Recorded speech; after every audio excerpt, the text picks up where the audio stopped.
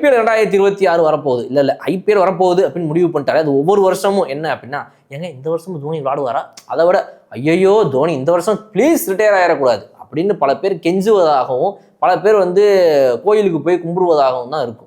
அப்படிப்பட்ட வகையில் IPL 2026 மகேந்திர சிங் தோனி வரமாட்டாருன்ற எதிர்பார்ப்புகள் ஏன் அதிகமாக நிறைய பேருக்கு வருதுன்னா, 2025 பொறுத்த வரைக்கும் அவரோட பெர்ஃபார்மன்ஸ் கொஞ்சம் லோவா இருக்கு. அப்போ 2026 அவர் விளையாடாம போக வாய்ப்பு இருக்கு அப்படின்னு. பட் நம்ம IPL வரலாறை புரட்டி பார்த்தோம் அப்படின்னா, இதுக்கு முன்னாடியும் இந்த மாதிரி சில லோஸ் எல்லாம் பார்த்துட்டு அதுக்கப்புறம் திடீர்னு தலைவன் எந்திரிச்சு வந்திருக்காப்புல.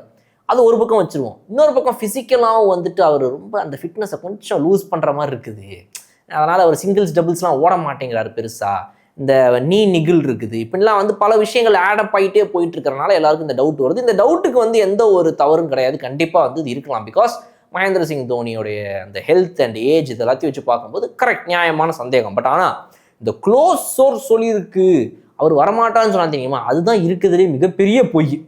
ஏன் அப்படின்னா, தோனி அவர்களுடைய இந்த க்ளோஸ் சோர்ஸ்ன்னு இவங்க யாரை சொல்கிறாங்களோ யாருக்குமே தெரியாது.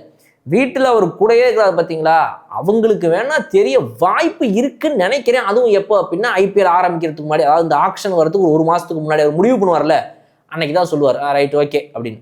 அதை பொறுத்து அவர் யார்கிட்டையுமே வாயே திறக்க மாட்டார். அதுதான் மகேந்திர சிங் தோனி. இத்தனை வருஷம் நம்ம பார்த்த தோனி அவர் தான். அதே தான் இந்த வருஷமும். இது வரைக்கும் அவர் யார்ட்டையும் சொல்லியிருக்க மாட்டாரு.